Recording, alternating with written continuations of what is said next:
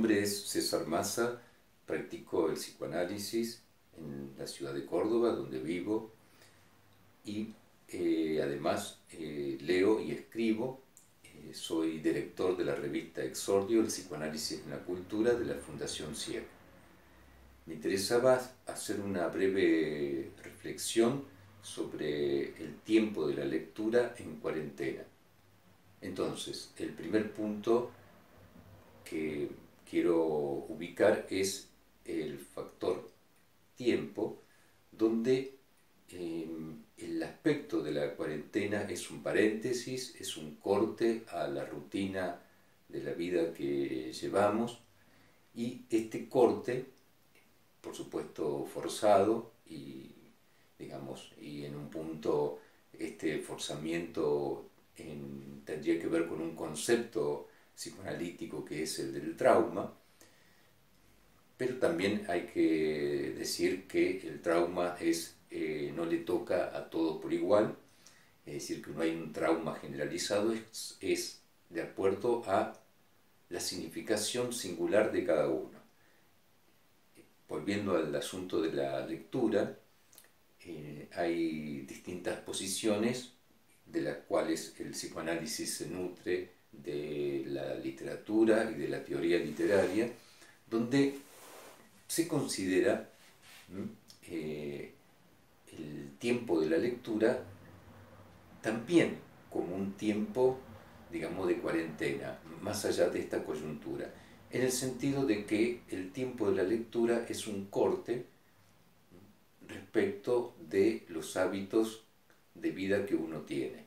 Ese corte a veces es vertiginoso, a veces a uno lo saca, digamos, de su costumbre, de sus significaciones a las cuales está, vamos a decir, más o menos amarrado, y lo lleva, digamos, a un lugar imprevisible, es decir, un lugar simbólico imprevisible.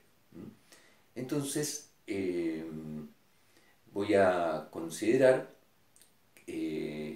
dos autores, digamos, en este momento, que me interesa leer brevemente en voz alta. Un autor es un escritor y ensayista argentino, Alan Pauls, que en este momento tiene un diario de cuarentena porque parece ser que contingentemente lo tomó estando en Alemania, y el otro autor es Sigmund Freud. Entonces, en el último libro de Alan Pauls, que se llama Trance, es una especie es un relato de, vamos a decir, sus diarios de lectura, de él como, vamos a decir, el narrador, digamos, toma a un personaje, y ese personaje es el lector. Entonces, desde un lugar de tercera persona, nos habla permanentemente de la experiencia del lector. En una de las entradas de este glosario Trance, que se llama Precoz, hay un pasaje donde se refiere justamente a la cuarentena y a ese momento de paréntesis de la vida, pero vinculado, por supuesto, a la lectura, porque este libro, digamos, fue publicado hace 2 años atrás y no tiene ninguna relación, digamos, a este contexto de la pandemia. Voy a leerle este fragmento. Las lecturas prematuras, como las mujeres que no son de nuestro tipo, según Proust, son las peores, es decir, las más determinantes, porque toman al lector de sorpresa, ajenas al horizonte natural de lecturas dictado por su edad.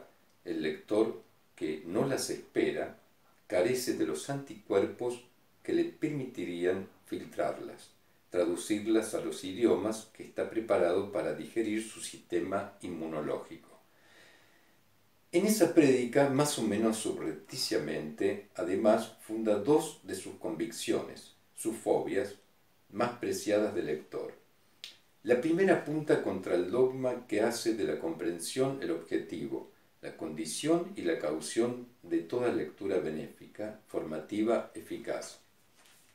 Para él, entender es sólo una capa de ese hojaldre complejo que es leer, no necesariamente la más importante, pero la ley con la que regula el campo múltiple de lo legible, arbitraria y perfectamente discutible, se da por sentada como si fuera un derecho sagrado.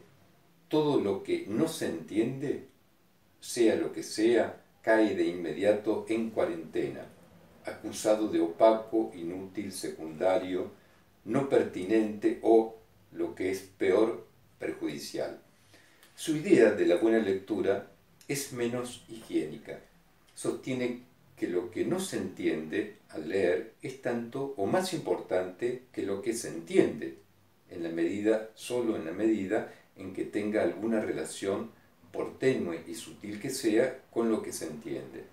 Solo ese resto hermético, indescifrable, que sacude, hunde en el pasmo o deja perplejo, separa a la lectura de la única experiencia con la que no debería confundirse, una satisfacción, un hobby del gusto, y le inyecta ese virus temporal que hará de ella un verdadero objeto de deseo, residualidad.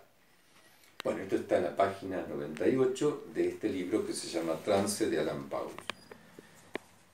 Y en conexión,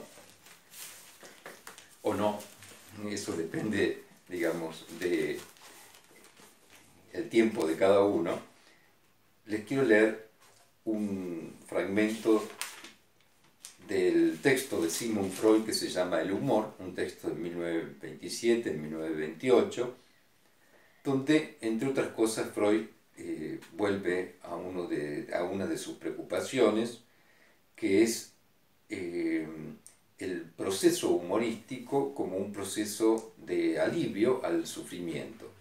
Recordemos que Freud en 1905 ha publicado un gran ensayo que se llama El chiste y su relación con el inconsciente. En este momento, unos cuantos años después, Freud vuelve a ese proceso, vamos a decir, de cierto placer, ahora respecto del humor. Entonces, el proceso humorístico puede llevarse a cabo de doble manera, ya sea en una sola persona, que adopta ella misma la actitud humorosa, mientras el papel de la segunda se limita al de mero espectador divertido. Ya entre dos personas de las cuales una no tiene la menor parte activa en el proceso humorístico, siendo aprovechada por la segunda como objeto de su consideración humorística. Detengámonos en el más crudo de los ejemplos. Si el reo conducido un lunes a la horca exclama: «Linda manera de empezar la semana», entonces él mismo despliega el humor. El proceso humorístico se agota en su persona y evidentemente le produce cierta satisfacción.